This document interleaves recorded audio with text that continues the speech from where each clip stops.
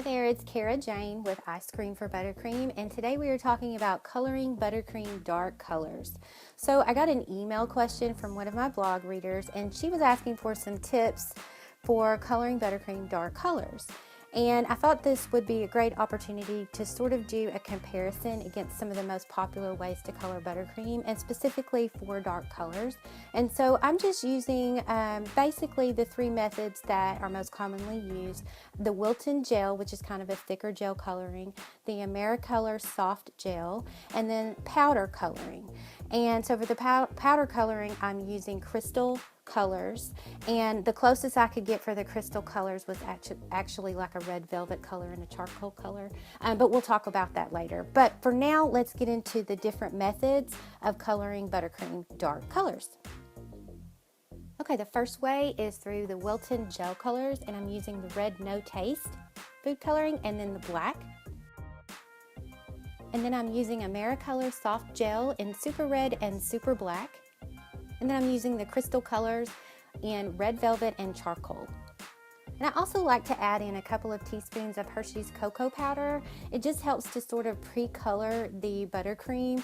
It sort of gets it dark. It allows me not to have to use as much coloring. If you don't want to do that, you don't have to. You just may have to add in a little bit more coloring. I also find that the cocoa, just a little bit of it, kind of helps with any bitter taste that might come from adding too much coloring. Okay, so we're going to go through each one, and then at the end I'm going to do a comparison so you can see them side by side. So I'm just adding 1 cup of buttercream and a couple of teaspoons of cocoa powder. And then the first color we're going to use is the No Taste Wilton red coloring.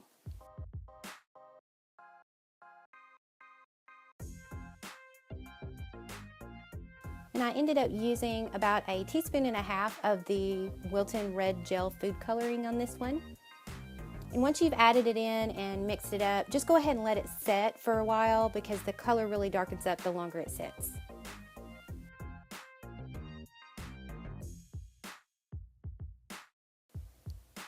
And the next one is the Wilton black coloring. And I also ended up using about 1.5 teaspoons of the coloring. The black coloring seemed a little bit thicker than the red.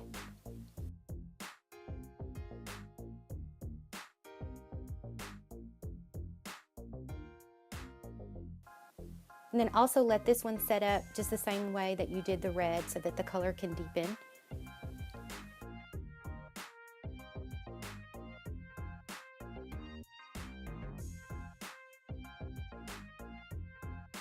Okay, and I'm still using the 1 cup of buttercream and a couple of teaspoons of the cocoa powder. And now we're going to add in the Americolor gel super red. And for this one, I actually only needed 1 teaspoon of the super red.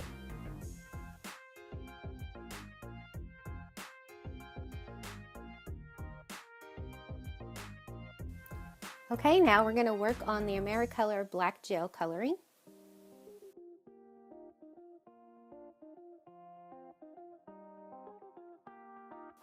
And for this one, I actually used 1.5 teaspoons total.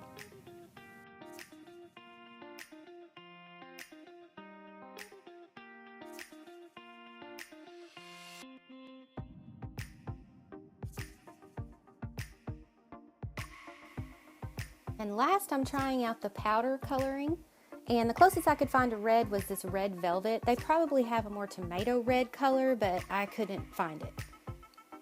And powdered food coloring is a little bit more expensive than the liquid or the gel food coloring, so I'm not exactly sure how economical this was, because this one did not turn out as well as I'd hoped.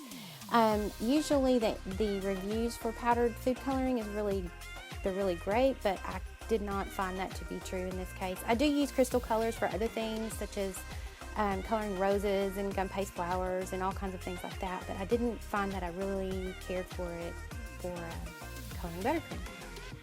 Okay, let's go with the black for the powdered food coloring, and like I said, the closest I could find was this charcoal,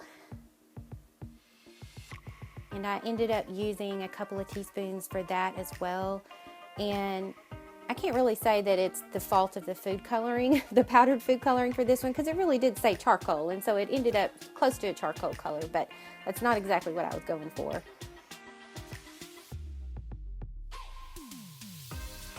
so let's talk about our results. So for the Wilton, the no taste red and the black seemed to turn out wonderfully.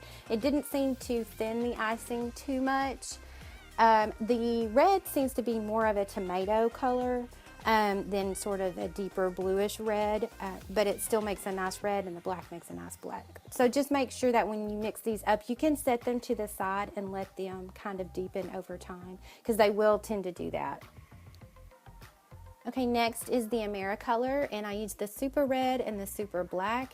I really prefer this red over the Wilton red. It just seems to be a prettier red color to me, but basically that's in the eye of the beholder. So if you like a more tomato red, then the Wilton might be your choice.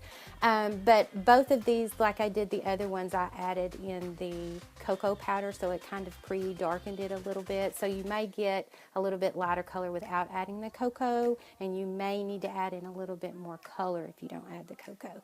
But both of these really came out just wonderfully, and it does thin the buttercream just a little bit using this because it's a softer gel, but not enough to keep me from actually using it. You know, you may want to just add in a little bit more confectioner sugar when you're making your buttercream, just to account for that. Okay, and finally we come to the Crystal Colors powder, and I just used, like I said, the red velvet and charcoal, and although these are pretty colors, they're not exactly what I intended them to be. So the one on the left ended up, well, it pretty much kind of looks like a red velvet color. It's just a little bit more of a brownish red, and of course that's gray and not black, but that's as close as I could find the powder colors in. But I think I prefer to use the powdered coloring just for my flowers and other, you know, things that I need to use petal dust on. A lot of people swear by using powder for coloring their buttercream. I just find that it's really not my preferred method. Okay, so obviously by now you have probably figured out what my pick is, but it's the Americolor, and I really like how these turned out. I didn't have to use quite as much gel coloring, and it's much more economical to use that than obviously the powder, and it just seemed to work better. But you may prefer the more tomatoey red, which is the Wilton, to the left side of the Americolor. Okay, some final thoughts. So try these and more out for yourself. So don't just take my word for it, try it out yourself and see what you actually like to work with better. There are more options than these three, but just for simplicity's sake, we just worked with these three today. None of these tasted bitter to me, but you'll want to taste test them out for yourself. You may be more sensitive to that than I am, but I do find that adding a little bit of the cocoa, it does help with any kind of bitter taste that might be coming through. And it also pre-darkens the color. So you might want to try these out in kind of small amounts at a time, just to see which one you prefer the best. Okay, so I hope this answered any questions you might have had about coloring buttercream dark colors. If you have any more questions or you have some tips you want to share, just go ahead and leave a comment in the comment section below, and I would love to hear from you. So thanks for watching, and we'll see you next time.